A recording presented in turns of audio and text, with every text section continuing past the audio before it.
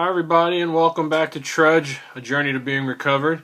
I'm Dexter and I'm a recovered drug addict and alcoholic, and I am here with submission number 5, and we're going to start to introduce ourselves to this 4th edition big book, which is one of the tools that you'll need towards the journey of your spiritual awakening. We finished the tool called Headlines and Points of Interest last week, and this week we are going to start at the very beginning of the book and begin this journey, starting with the preface, and then we're going to go into forward to the 1st edition, 2nd, 3rd, and 4th, and then we're going to start with the chapter called A Doctor's Opinion, and then we're going to really start working the steps as we move through Bill's story. There is a solution and more about alcoholism. Much work to be done. I hope everybody is doing well. I am doing quite well, thank you. And let's get started.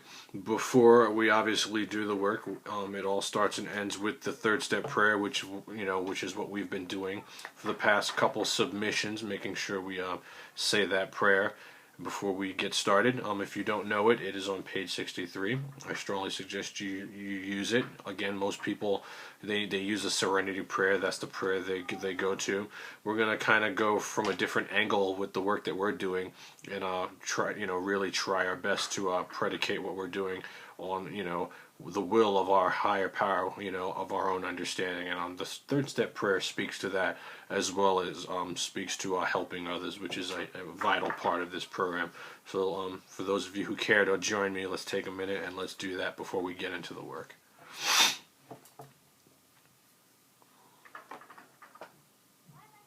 God, I offer myself to Thee, to build with me and to do with me as Thou wilt. Relieve me of the bondage of self, that I may better do Thy will. Take away my difficulties, that victory over them may bear witness to those I would help of Thy power, Thy love, and Thy way of life. May I do Thy will always. Amen. Alright guys, let's turn to the preface on page XI. The preface and the forewords, not my favorite parts of the book. There's a lot of information, a lot of rich history. I prefer to just get in and start working steps. But this stuff is all in order for a reason, and I believe in order to know where you're going, you need to know where you come from. There's a lot of different 12-step fellowships out there. It all came from this. This is like the mothership, so to speak, of the birth of the 12 steps. So not a whole lot of highlighting going on just yet. There'll be some minor underlining as we get through the book. We'll ramp up with that. So the preface, this on page XI, this is the 4th edition of the book Alcoholics Anonymous. The 4th edition is the book that we work out of.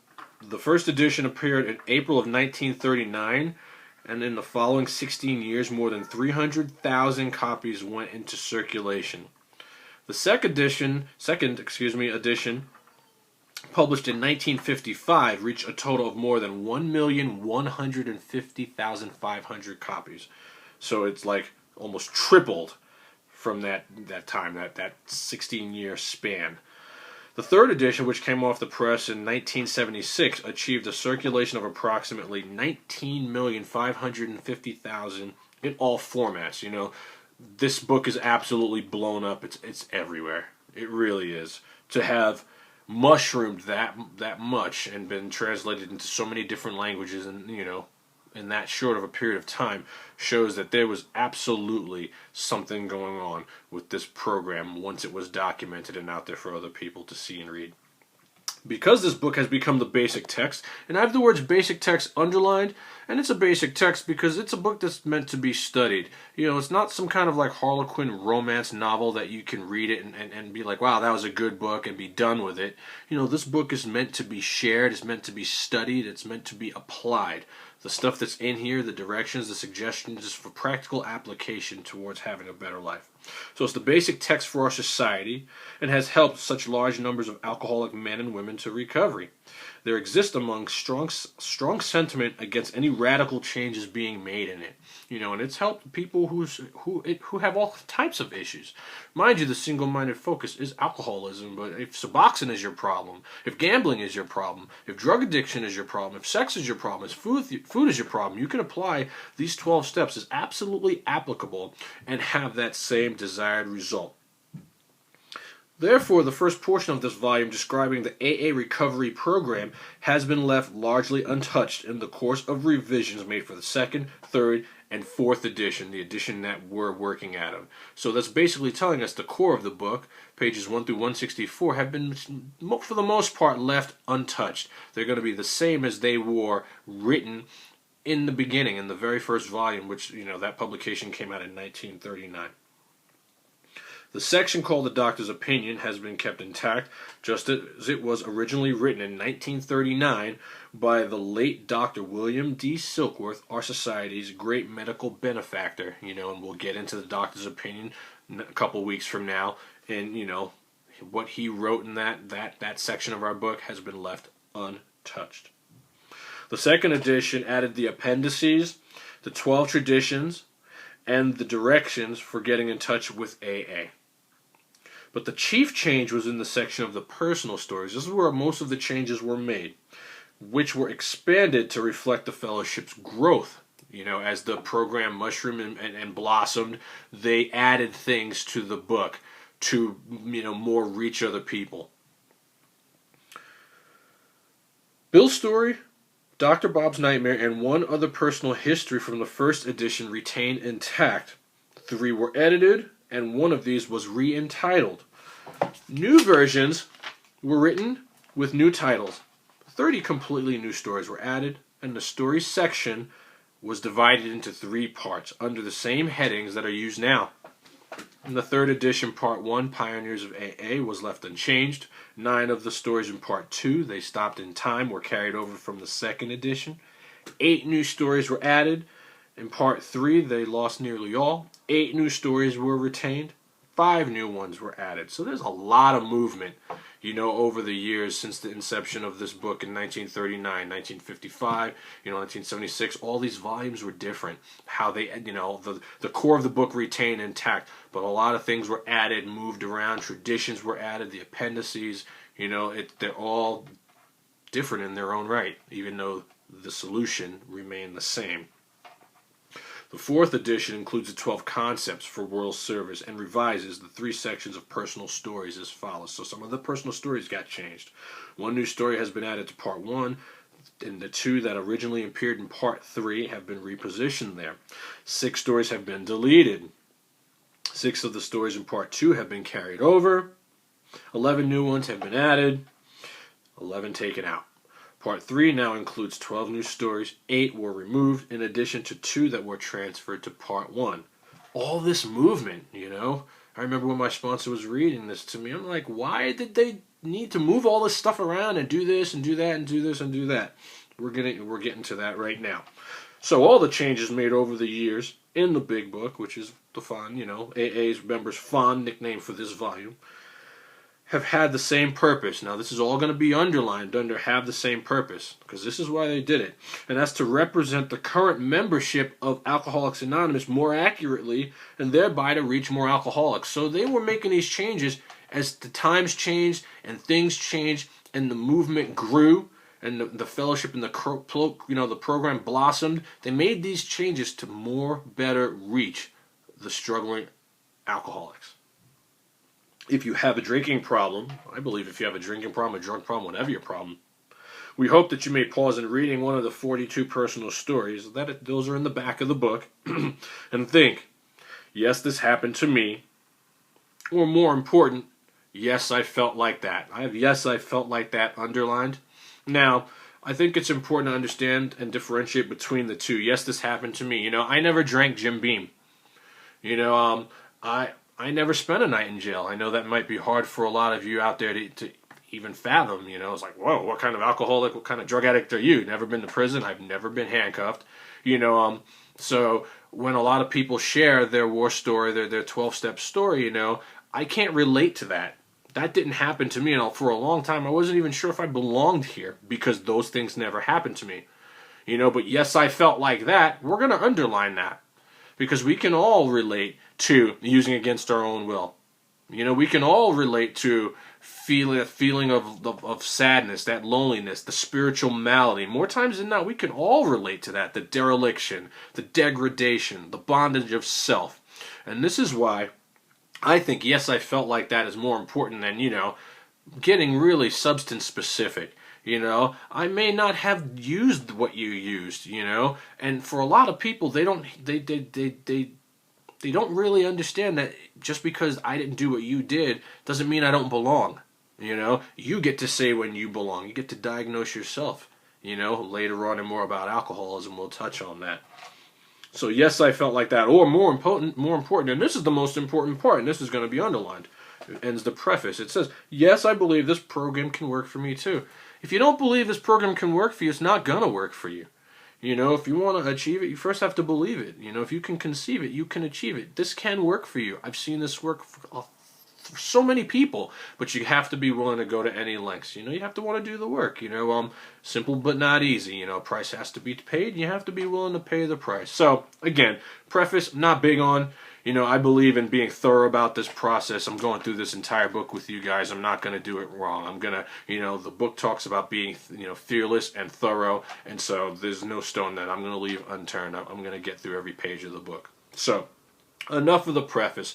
Let's go to the next page, page XIII. This is foreword to the first edition. This is going to talk about the foreword as it appeared in the first printing of the very first edition in 1939. So I'm talking about hot off the presses, the collective thoughts of our co-founder Bill W. and the first, almost 100 or however many that group of people was, getting their thoughts down on paper and having this book published and for sale and out there for those people who felt like they struggled with drinking, and they could grab this and find the solution, that our predecessors had found. This is the beginning. So, this first part is already POI orange. We did this in our headlines and points of interest. It says, we of Alcoholics Anonymous are more than 100 men and women who have recovered. The word recovered is circled, and we've recovered from a seemingly hopeless state of mind and body, two-part disease. The obsession of the mind culminated with the phenomenon of craving that takes place once that alcohol is in us, once those drugs are in us, whatever the substance. We don't get so hell-bent on that. Whatever it is, you can find relief from that, okay? We get to be recovered from that. To show other alcoholics precisely how we have recovered, and those words are in italics, so they're important. I have those underlined, and so should you at this point, is the main purpose of this book. Main purpose is circled, POIR. That's the main purpose of this book, okay? So what we're going to start to do now in Trudge is we are going to start referencing other pages and tying in like thoughts, okay? So the first reference, and the reference is going to be in reference to the words main purpose of this book. I just have reference page 45 with an arrow going into those last words, main purpose of this book. So let's turn to page 45 and find the reference and tie in the like thoughts to give you, the viewer, a better understanding of exactly what this book is about, if it's not really making sense to you at this point. So, from page XIII on page 45, right in the middle of the page, a little bit before the middle, you should already have this highlighted orange. It says POI VIP. This is the most important point of interest in the entire book. So, in reference to the main purpose of our book, it says lack of power. That was our dilemma. This is all highlighted orange. Was is circled. We had to find a power by which we could live, and it had to be a power greater than ourselves. Those words are in italics. I have them underlined as well. Obviously, but where and how will we define this power? Well, that's exactly what this book is about. Exactly is circled.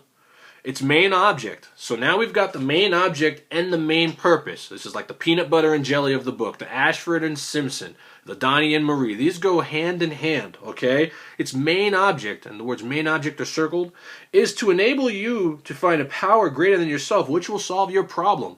All underlined, the word problem is circled. So, the main object, to show others how we have recovered from a seemingly hopeless state of mind and body. We have recovered from this disease of alcoholism, drug addiction, whatever it is that has brought you to here, to this point.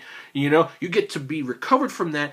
That is the main purpose, to show others. My job here is to show you how I've gotten to this point, right? Main purpose. Main object. Object for you out there, the viewer, your object here is to enable you to find a power greater than yourself, which will help you solve your problem. problem, excuse me. So a lot of people think this book is, just about learning how to not drink.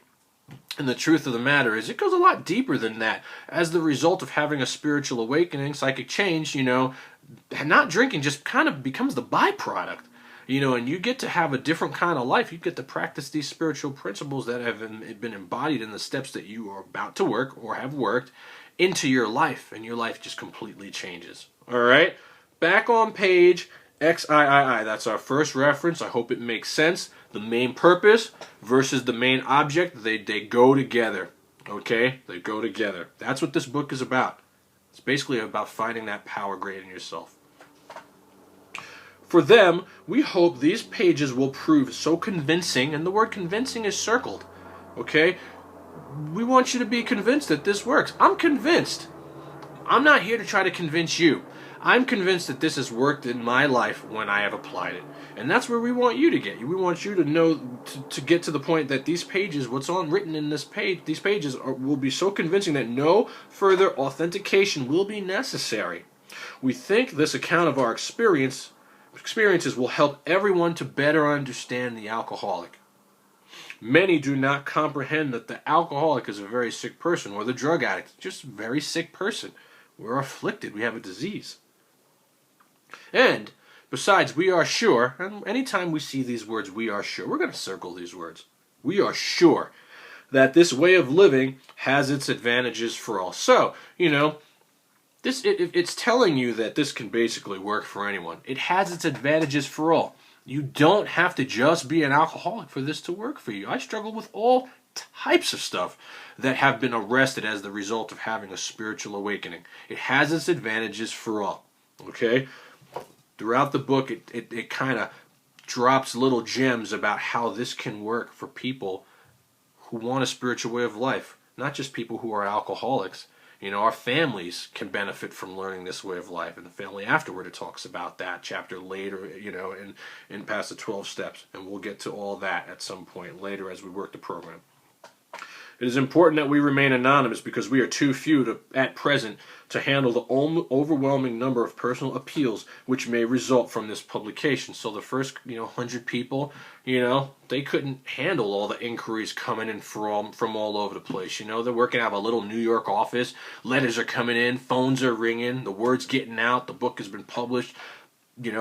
Addicts and alcoholics are stopping and staying stopped. They had to stay anonymous. These people had lives, they had jobs. This is kind of how the whole anonymity, came into view. This whole movement, they wanted to keep themselves anonymous. Being mostly business or professional folk, we could not well carry on occupations in such an event. Again, they're talking about their jobs. They're talking about their livings, their livelihood.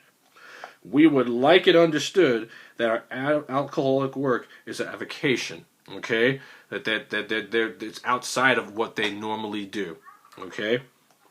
When writing or speaking publicly about alcoholism, we urge each of our fellowship to omit his personal name, designating himself instead a member of Alcoholics Anonymous. So it's a lot different than the way, 12-step fellowships and programs are run today. I'm a recovered alcoholic. I'm a recovered drug addict. My name is Dexter. Back then, they wanted you to omit your name and just designate yourself a member of Alcoholics Anonymous. Things have most certainly changed over the years, while they have stayed the same. That very earnestly we ask the press also to observe this request, for otherwise we shall be greatly handicapped. We are not an organization in the conventional sense of the word. There are no fees or dues whatsoever. The only requirement for membership is an honest desire to stop drinking. The word honest is circled because you can have a desire to stop, but if it's not an honest desire to stop, you're not going to stop. You have to really want to stop, okay? Honest is circled. We are not allied with any particular faith, sect, or denomination. Nor do we oppose anyone. We're not beefs with anyone, we're just kind of doing our own thing. We simply wish to be helpful to those who are afflicted. That's going to be underlined, everyone. I'm just here to be helpful. You know, I don't want to get paid. I'm not looking for any notoriety. I just feel like what I've gotten is so good that it really only makes sense to want to have to share that with another human being who suffers the same way I did. Our only aim is to be of help. Okay, I believe that's on page 91 or 92. It's written, you know, and this speaks to that as well. You know, we could even reference that. We only wish to be helpful to those who are afflicted. We shall be interested to hear from those who are getting results from this book, particularly from those who have commenced work with other alcoholics. We should like to be helpful to such cases. The word helpful is circled. Okay, so we're already talking about how being of help, selflessness, getting out of ourselves is a huge part of this program.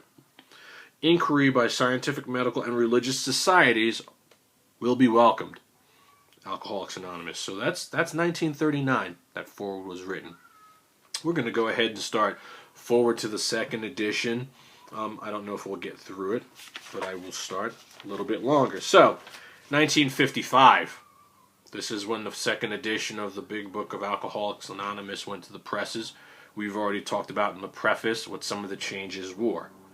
On page XV, Roman numeral XV, it says, since the original foreword to this book was written in 1939, a wholesale miracle has taken place. The word miracle is circled. You know, and again, a lot of people view miracle as, you know, people in wheelchairs getting up and walking. You know, scientific things that are miracles. You know, babies being born. You know, some of the lesser forms of miracles are people just like myself, who, you know, there are folks out there that thought I would never get well. You know, that I would die, you know, at the hands of this disease, and I've been able to recreate my life with the help of some, you know, other people, the power of God through the 12 steps, and you know, I'm a miracle. You know, I'm a walking miracle. I do see myself that way. So this wholesale miracle has taken place. Our earliest printing voiced the hope that every alcoholic who journeys will find the fellowship of Alcoholics Anonymous at his destination.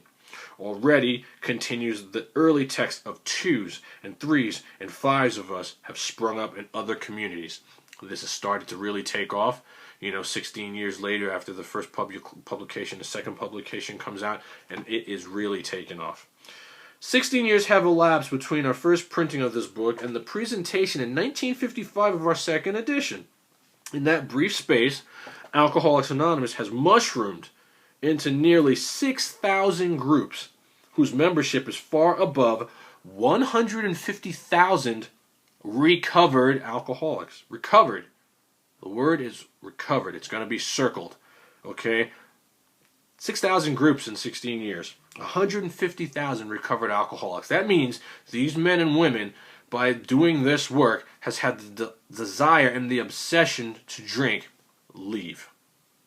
That problem has been removed for them.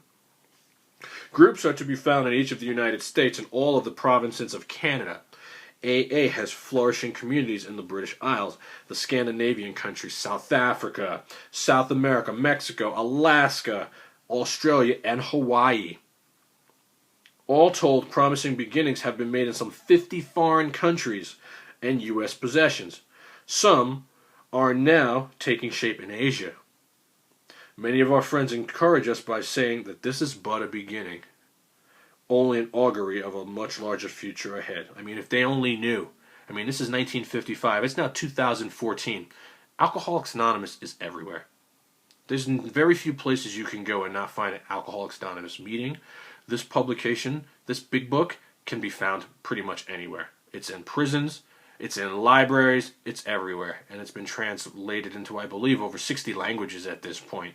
It is a wholesale miracle that has absolutely caught fire. And, you know, while it has not worked for many people, it's worked for millions at the same time. I think the bottom line is, if you're willing to go to any lengths, this program can work for you. That's just been my experience. And if you just want to stay clean and want to stay sober, you know, that's what you're going to get. You know, it's like a suggestive book. It's suggested to take these steps. There's no you have to, there's no you must. You know, the only desire for membership is a desire to stop drinking or using. But the desire to be recovered, that's something completely different. You know, that's a whole different ball of wax, and that's what I'm trying to relate and convey to you, the viewer, today. The spark that was to flare into the first AA group was struck in Akron, Ohio, On June 1935, during a talk between a New York stockbroker, and that New York stockbroker is our co-founder, Bill W., and an Akron physician. The Akron physician is also the other founder, the co-founder, Dr. Bob Smith. This was a 12-step, meeting that took place between these two men that created a spark, which turned into the program of Alcoholics Anonymous. A lot of different things needed to happen prior to these two meetings and after these two meetings, but it's almost magical to see what transpired as one alcoholic, to help himself, went out and helped another alcoholic. 6 months earlier, the broker had been relieved. He'd been relieved of his drink obsession. Relieved of his drink obsession. That's going to be underlined. That's just another way of saying he got to be recovered from that drink problem. Okay? By a sudden spiritual experience. The word spiritual experience is circled.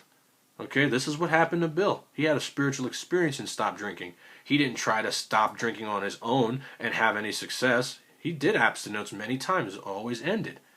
The spiritual experience is what saved Bill. And this is what I'm trying to get to convey to you. What happened to me. He had a spiritual experience following a meeting with an alcoholic friend who had been in contact with the Oxford groups of that day. So, prior to Alcoholics Anonymous, there was a movement called the Oxford groups. And there was a gentleman who 12-step Bill. This gentleman's name was Ebby Thatcher. Ebby Thatcher is not mentioned in this book by name. This man is an absolutely important chess piece in the grand scheme of the fruition of this program coming to light. Without Ebby Thatcher, this may not have happened. Ebby Thatcher was a member of the Oxford groups, and the Oxford groups of the day, they had, what they called the tenets of the Oxford groups. It was like a 6-step program that they worked before, AA came to fruition and blossomed into 12 steps. And Bill and Ebby had history, and they had done a lot of drinking together. And Ebby Thatcher brought this message to Bill when he was about 2 months sober from any alcohol of any kind. And I believe it was because of that Bill got, he got the solution. He got the message and was able to stop drinking.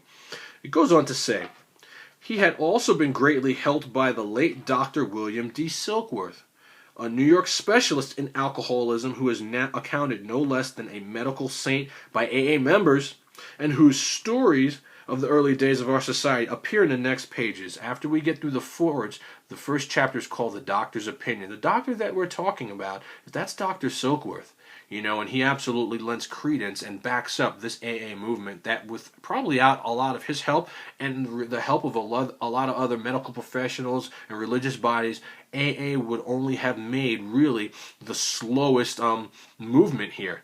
They wouldn't have gotten as far as they did without the help from these other areas, these other people. It's probably a good idea to watch the movie. My name is Bill W. A lot of these players that I'm talking about right now, they're in this movie, and it will help you understand exactly how this whole thing came to fruition. I believe it is on my page, on my YouTube page, where I post this, and it could be easily found. It's about an hour and a half. It stars off James Woods, who does, I think, a magnificent job of playing Bill W. Going back to page XVI, from this doctor, the broker had learned the grave nature of alcoholism. See, he learned about the disease that he had. He understood. He got a basic inner workings of what the problem was. Though he could not accept all the tenets of the Oxford groups, he was convinced of the need of a moral inventory. Today, the need of a moral inventory, that's step 4. So I have written step 4 right above that. Confession of personality defects. That's step 6. And mind you, we're not there yet, but we're trying to show you how these steps came to light, how they came to fruition. These men were doing this way back then. Restitution to those harmed. Those are steps 8 and 9. Helpfulness to others. That's step 12. This is 12 step. What I'm doing, just being of help to you. This is 12 step work. And the necessity of belief and dependence, and the key word there is dependence. We're going to circle that. Upon God. Those are steps 2 and 3. Prior to his journey to Akron, the broker had worked hard with many alcoholics on the theory that only an alcoholic could help another alcoholic. But he has succeeded in only keeping sober himself. The broker had gone to Akron on a business venture which had collapsed. leaving him greatly in fear that he might start drinking again. He suddenly realized that, and the rest of this is underlined, in order to save himself, he must carry his message to another alcoholic. So, throughout this book, we are going to talk about helping others. So many pages. I mean, it's documented on so many different pages how important it is. How helping another alcoholic, helping another drug addict is of paramount importance. It's nothing works better than that. Okay, the alcoholic that he turned out to help ended up being Dr. Bob Smith, the Akron physician. This is how they met. Ebby Thatcher brought the message to Bill. Bill brought the message to Bob. And the two of them went on and brought the message to a man by the name of Bill Dotson, who we'll start talking about on the next page. The physician, Dr. Bob, had repeatedly tried spiritual means, the word spiritual circled, to resolve his alcoholic dilemma, but had failed. But when the broker gave him Dr. Silkworth's description of alcoholism and its hopelessness, the physician began to pursue the spiritual remedy, and spiritual is always circled, for his malady. And we understand that malady. We talked about it when we first did the points of interest. It's on page 52, that spiritual malady. With a willingness, that's the key word there. We're going to circle willingness. With a willingness he had never, ever before been able to muster. Okay? So Dr. Bob had tried means spiritual. I had tried means spiritual, but when I was willing to go to any lengths, when it was explained to me exactly what the issue was and why what I was doing was not working, and started doing it the way it was meant to be, that's when the light went on for me. He sobered never to drink again up until the moment of his death in 1950. This seemed to prove that one alcoholic, one drug addict, whatever, could affect another as no non-alcoholic could. And I've had therapists who can help me. People have gotten sober in treatment. That's been helpful. There's all types of different tools you can do out there that are helpful, but nothing's going to work better than one alcoholic working with another alcoholic, one addict working with another addict. This is all POY orange on top of page XVII. It says, it is also indicated that strenuous work, and the word strenuous, that buzzword's in there, it's circled, one alcoholic with another alcoholic, was vital to permanent recovery. The word vital is circled, and permanent recovery is underlined. And that other alcoholic, while the word sponsor is not written in this book, anywhere nowadays, these people are known as sponsors. Our 12 and 12 speaks directly to sponsorship, and 11 years later, real Bill W. wrote the 12 and 12.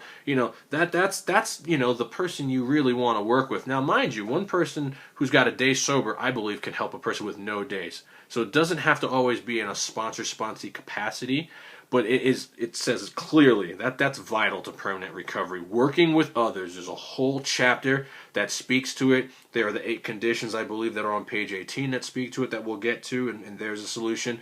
This is something that, if Bill and Bob didn't work with other people, we may not be here today. Some of the meetings we get to sit in, we may not have had those meetings. Just think for a second, if there was no 12-step programs to go to, what would be happening to us? Alcoholism, drug addiction, this is a disease that afflicts millions, that kills millions. What would we do if we didn't have this program? And so I believe in not compromising the integrity of it, coming straight from the book and doing what our predecessors did. It worked for them, and I believe that can absolutely work for us. Back to the top of XVII, the next paragraph, also POY orange. It says, hence the 2 men set to work almost frantically upon alcoholics arriving in the ward of Akron City Hospital. The very case, a desperate one, recovered immediately. So the word frantically, that buzzword dropped in there meticulously, talked about this last week, circled. Bill D., the man on the bed, also talked about him last week. This is the man that they're talking about, that desperate case. He recovered immediately. Okay? He accepted what was in. He accepted, what Bill and Dr. Bob were telling him as being the solution. And he became AA number 3. He never had another drink. Bill Dotson a lot of times gets lost in the grand scheme of things because people are so, top heavy on Bill W. and Dr. Bob. AA number 3 he's got a great story. Okay? This work continued through the summer of 1935. There were many failures, but there was an occasional heartening success. When the broker returned to New York in the fall of 1935, the first AA group had already been formed, though no one realized it at the time. A second small group promptly took shape at New York, to be followed in 1937 with the start of a third in Cleveland. So it's like Cleveland, Akron, New York. You know, these three cities is where this whole thing really started to take shape. Besides these, there were scattered alcoholics who had picked up the basic ideas in Akron or New York and who were trying to form groups in other cities. By late 1937, the number of members having substantial sobriety time behind them was sufficient to convince the membership that a new light had entered the dark world of the alcoholic. You know, the world of padded cells, you know, being strapped to beds. People were now seeing and hearing that there was another way, that there was hope. You know, and the hope was predicated on these men having these spiritual experiences and helping other people have theirs and teaching other people that this was about selfish and self-centered being the root of our troubles and putting a death to that ego and having that psychic change that was important enough to share with other people, you know, to 12-step other hopeless addicts and alcoholics so they too could have their lives recreated and could have put an end to their drinking careers. So, let's do a little more. It was now time, the struggling groups thought, to place their message and unique experience before the world. This determination bore fruit in the spring of 1939 by the publication of this volume. The membership had reached about 100 men and women.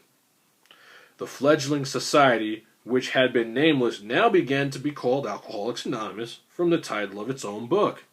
The flying blind period ended and AA entered a new phase of its pioneering time.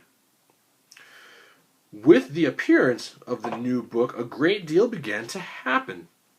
Dr. Harry Emerson Fosdick, the noted clergyman, reviewed it with approval. In the fall of 1939, Fulton Orsler, then editor of Liberty, printed a piece in his magazine called Alcoholics and God. This would be like a man working for the New York Times today, or the New Yorker, or Time Magazine, printing an article about this secret that has now gotten out, you know, this absolute, you know, movement where people are stopping and stop being like the front cover of that periodical. That's what that would be tantamount to today.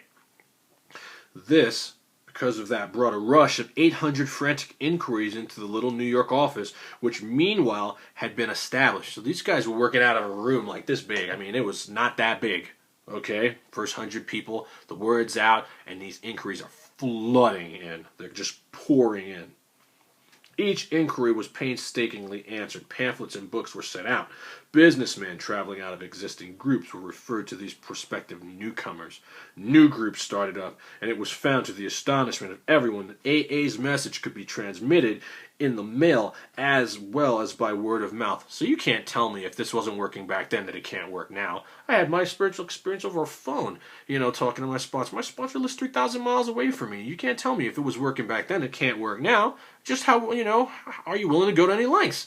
It was working back then. I mean, it's like horse and buggy back then. I mean, and these people were doing it.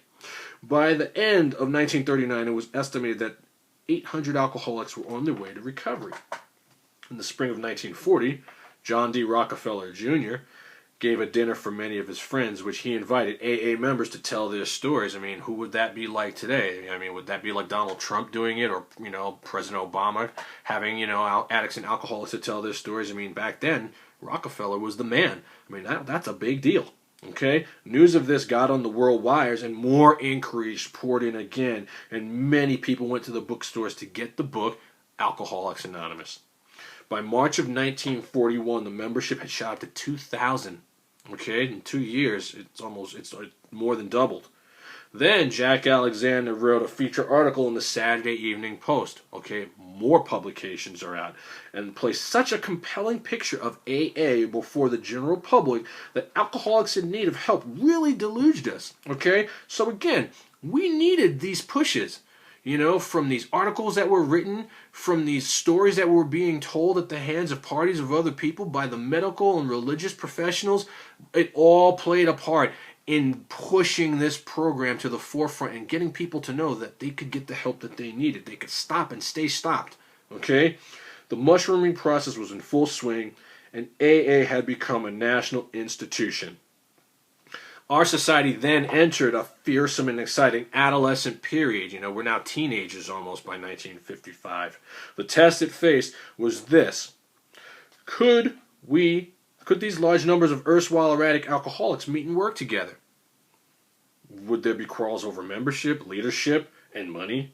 Would there be strivings for powers and prestige? I mean, imagine these many people, none of us, you know, from all kinds of different backgrounds, recovered actually from this disease, you know, and now there's decision making going on. You know, I would have loved to have been a fly in the room, you know, when some of these decisions were being made. This is where the traditions were born. Would there be schisms that would split AA apart? Soon, AA was beset by these very problems on every side and in every group. But out of this frightening and first disrupting experience, the conviction grew that AAs had to hang together or die separately. We had to unify our fellowship or pass off the scene. So we're going to stop there. Next week we're going to go ahead and we're going to finish up the second edition, forward to the second edition.